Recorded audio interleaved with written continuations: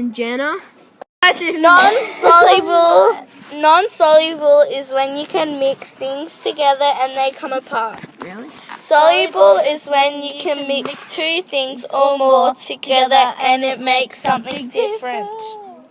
Also, for non-soluble, they can change back to what they were before. And also... Who cares? She kind of... Oh my god.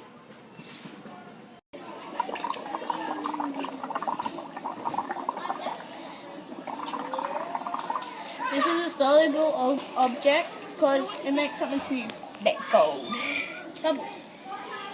And it's also, and it could also be non-soluble because if you don't mix the soap up with the water, you can tip the soap out you can tip the water out and the soap will still be there.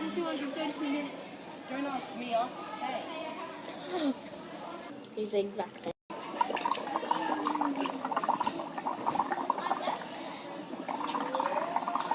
This is a soluble object because it makes something to let go.